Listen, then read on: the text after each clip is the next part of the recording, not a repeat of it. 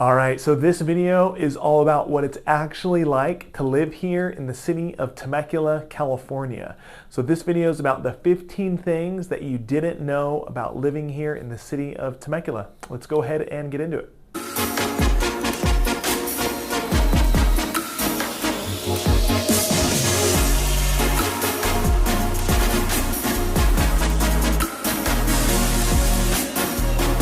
Hey guys, hey again, my name is Justin Short. I'm a realtor and team leader with the Short Real Estate team here in Temecula, California and Murrieta, California at Keller Williams. And this video is all about the 15 things that you didn't know about living here in the city of Temecula. So hopefully this will be some good information for you guys. I think this is a lot of information you're not going to find most places online. You're not going to find it in most spots on Google. You're not going to find it on Zillow and Redfin and any of these other, home search websites. And hopefully it's some good perspective on, from what it's like to actually live here from someone that does actually live here. So, but before I get into all the information, if you are liking videos like this, do me a favor, please hit like, please hit subscribe. Obviously it helps me, obviously it helps my channel. We're trying to continue to grow it. And then I have new videos that we put out each and every week. So from videos like this to, new construction home tours to market update videos, etc. I think it's a lot of good information that we put out there every week. So if you want more, like I said, please hit like, please hit subscribe. And then if you guys have any real estate questions, you can feel free to reach out to me anytime. So you're going to see my information down below. That's my personal cell phone. My email's on there. You can call, you can text, you can email me. You're going to see the info at the end of the video as well. I have people that reach out all the time. Happy to answer any questions. And then of course, if myself and my team, if we can help you out with any specific aspects of your home search, would love to help you out that as well. But we'll go ahead and we'll get into the video. So again, we're talking about 15 things about what it's like to actually live here in Temecula. If you haven't seen any of my other videos, I mentioned this a lot, but I've lived here in the Valley for a really long time. So it's about 25 years now. So I went to high school out here. I'm now here raising my kids. Obviously we own a home. We plan to live here long term. This is where most of my real estate business is, and this is where we plan to be long term. So I think it's a great area. I think it's a great area for me to raise my family, and it's a great place to be a part of Southern California and take care and be able to have access to all the other cool stuff that Southern California has to offer. So I love it. I think it's a great area. But so we've lived in the city of Winchester, we've lived in the city of Murrieta, and the city of Temecula over the last 25 years. So again, hopefully this is good perspective on what it's like from someone that actually lives here, and we'll get into my list here. So number one is actually not such a great secret, but it's the heat. So it's hot out here in Temecula, and really there's 2 months of the year are super, super hot. And honestly, it's a little bit miserable during the day, but the other 10 months of the year are super, super nice. So the months of August and September are the hottest months. The stats show on average they're about 89, 90 degrees is their average temperature. To me, as someone that's lived here, I think that seems low. Very, very common to have, 90, 95, 98, 99, and then heat waves over 100, up to 102, 103, 104 degrees. It's hot during the day in the middle of summer, for sure. Everyone here has central AC. You probably couldn't live here if you didn't have it, but the other 10 months of the year, the weather is really, really nice. We don't get a ton of rain. We've had more over the last couple of years than ever before, and it's still just not that much, so not a ton of rain, so you can enjoy all the other cool stuff, all the other things that Southern California has to offer, throughout the year. And one thing that a lot of people don't know is even though, it gets super hot here in the middle of summer, even if it gets a heat wave up to 102, 103, we're not that far, as they say, as a bird flies to the coast, right? You can't really drive a car that way, but between here and the coastline is not super, super far. So in the evening, we get a really nice breeze that comes over from the ocean over the Santa Rosa Plateau and really cools off the area. So by about 4:30, 5, 6 o'clock at night, even on a hot day, the weather here cools down really, really nicely and makes it really, really nice outside. So it can get 102 during the day on a hot day, but it'll cool down to 74, 75, 69 degrees by evening. So you can go to a restaurant, you can sit outside, it's really nice, etc. And that is one of the things that makes Temecula different than a lot of the other hot areas, as opposed to like, say something in Palm Springs or Arizona or, you know, lots of parts of Texas or like Vegas, right? Or maybe you'll get those super high heat waves, but it never cools down, right? You go outside at 10 o'clock at night and it's 101 just blazing on you. So that is one of the things that's nice here, is you do get that nice breeze. The second thing on my list, and this is something that people always mention to me when they're from out of the area, and I kind of took it for granted until I started helping a lot of clients relocating here, but there is a huge military presence here in Temecula. So again, I've lived here for 25 years, so it's just kind of part of life for me and something that I'm used to, right? But if you are not from Southern California, you're going to be really surprised on how many people live here that are in the military, they're retired military, or they have military members in their family, etc. So there's several military bases close by. From down in San Diego, I think there's four different military bases. There's one in Moreno Valley. There's, you know, from Air Force to Marines to Navy there's some people that are in the Army out here as well. And so there is a really heavy military presence, and it's so much more affordable to live here than where most of those bases are in San Diego. So a lot of people will live here and then make the commute. You can live here, live in a decent area, you know, their housing allowance covers a pretty nice place, and then they jump on the freeway to get to work. So because there's a lot of military personnel that lives here. Number 3 on my list is politics. So kind of a hot topic for me as a real estate agent, right? So it's something I kind of try and stay away from and not talk too much about.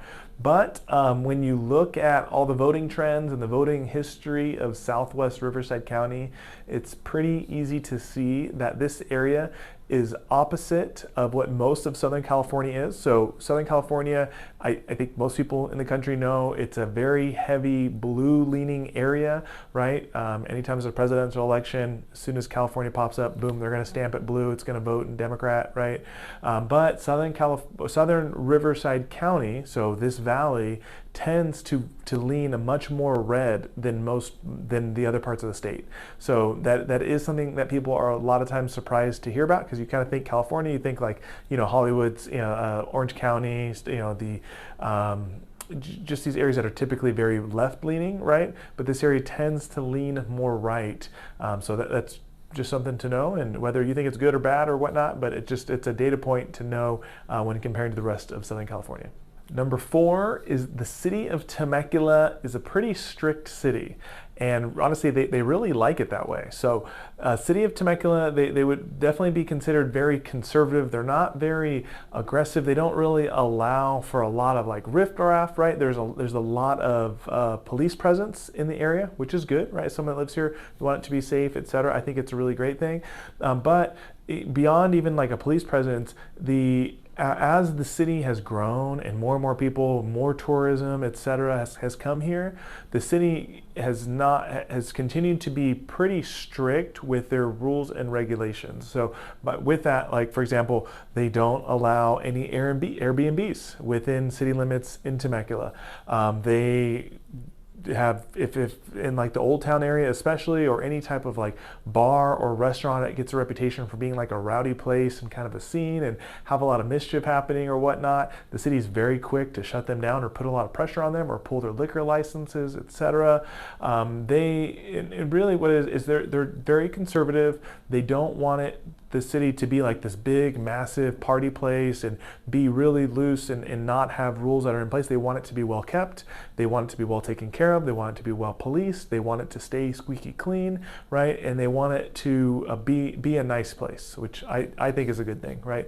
But as the city continues to grow, there tends to be this pressure for the rules to kind of loosen up in the city council for Temecula. They're not about that. So they are all about the rules. They want things to stay how they are. They like the idea that it's kind of a small town feel. They like the idea that it's a squeaky clean place, and they really have no desire to change that at all.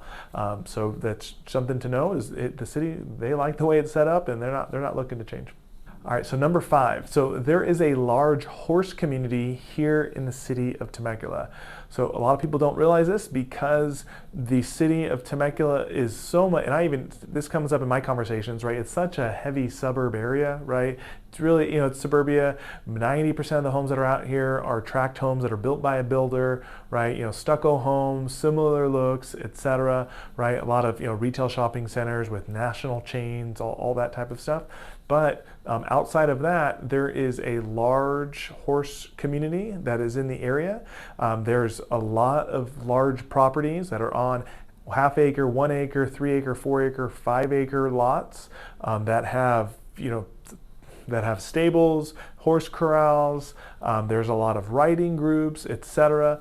And that's just something that a lot of people don't realize. And I think it's because being in Southern California, right, if you're, say, in San Diego County or Orange County, the cost that it's going to cost you for those 5 acres of land to have a nice horse property is going to be so astronomical. So whereas you can come out here, you can find 4 or 5 acres, have it be, relatively affordable price for Southern California at least, right, and be able to, participate and be a part of that horse community. So I just think it's so much more affordable here than other parts of California, which kind of is the draw. And they have some really nice amenities. There's a lot of nice places here in Temecula where they have get-togethers. There's Galloway Downs, and they have races and tracks and all horse trainers, all that type of stuff. Obviously, I'm not a horse guy because I don't know the right words to use, right? But there is a big horse community presence in the area. All right, so number 6. So the surrounding area is a very big medical hotspot here in Southern California. So this is a question that actually I get asked a ton when people are moving from other areas, like, hey, is there a hospital close by? Is there medical buildings close by? Because we kind of refer to it as a bedroom community. But keep in mind, I mean, in the valley here, there's like 500,000 people that live here. It's about 100,000 or so in the city of Temecula. But between the surrounding cities that kind of use all the same amenities, it's a 500,000 people that live here. So it's a very large area. There's a lot of people that live here. And with that, there are many hospitals. So there are actually 4 hospitals close by. There is a Rades Children's Hospital as well. So that would actually be like the 5th hospital. And then there are 2 Kaiser locations with a 3rd one currently being built. So if your insurance is through Kaiser. So there is a lot of medical facilities, and those are just hospitals, let alone the doctor's offices and surgery centers and all that other types of stuff that that exist as well. But there is a lot of medical care here in the area. All right, so number 7, this area has a lot of events that are put on, whether by the city and in surrounding cities as well, and also a lot of private businesses. And most of those events and things that are put on are really focused on as being family-friendly events. So, like, for example, the city of Temecula, city of Murrieta, like I said, some of these businesses, whether it's sports leagues, there's a ton of them. There's like 2 basketball leagues, there's like 2 softball leagues, there's 3 soccer leagues, there's private soccer clubs, there's travel baseball and pony baseball and little league baseball. I mean, there's all types of sports leagues that are out there. And then there's a lot of events that the city puts on as well, from having an ice rink down in the Old Town area to Easter egg hunts to any of those types of holiday events. Pretty much all of them are family facing and family friendly activities that they put on. And so I think with that they really want, I don't know that they encourage it, but the city really caters to that market to be, as far as being family friendly and having activities that are the kids can go to, kids can be a part of, and kids can enjoy. All right, so number 8 on my list is tax rates. And if you haven't looked into property taxes before you buy a home here, I think you're really making a mistake for yourself.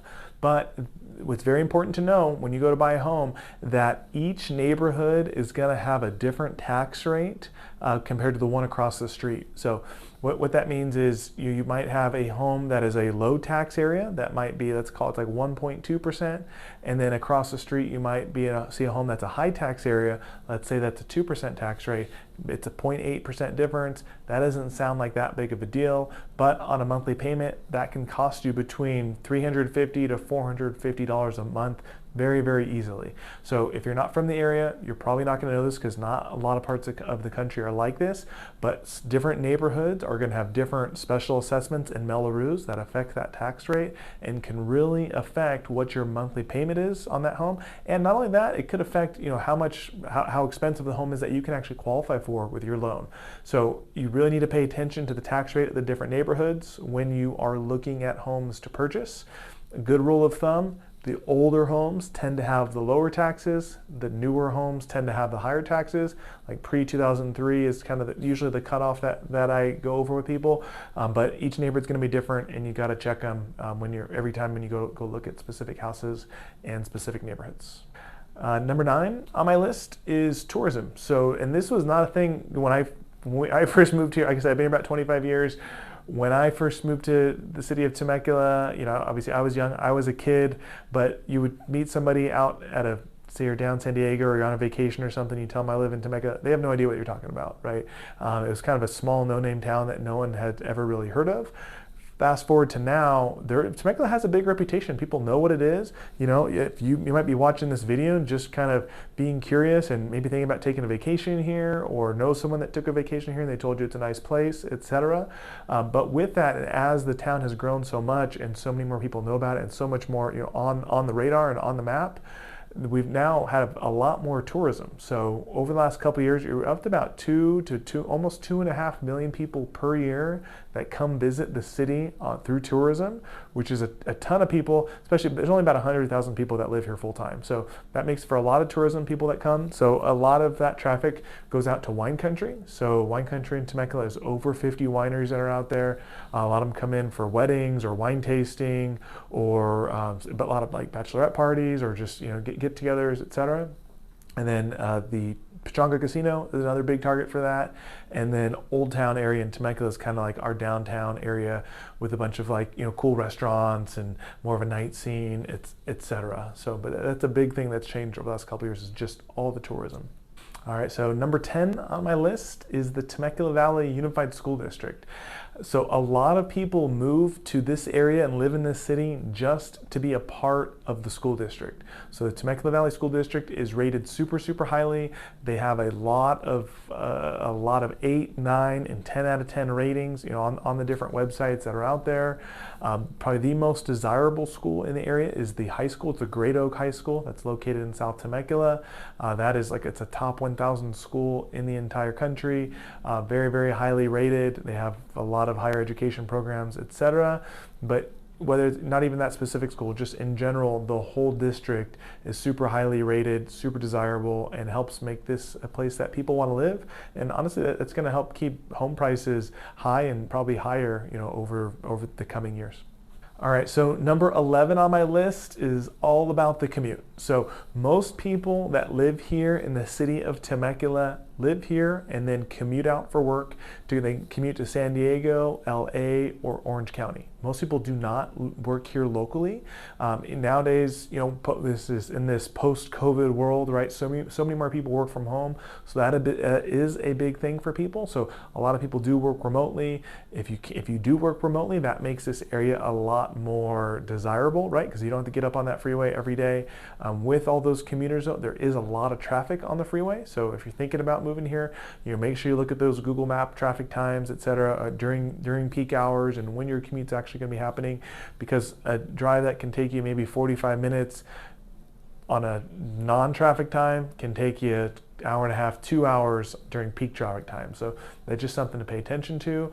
But there's not a ton of large employers in the area, and that's why most people commute out for work. So most people commute, they work from home, or most people, obviously there's exceptions to the rule, but most people that live here locally, you know, a lot of them work at, you know, in medical, right, at a doctor's office, at the hospital, a nurse, or they might work for the school district, teacher or admin employee, etc., something like that.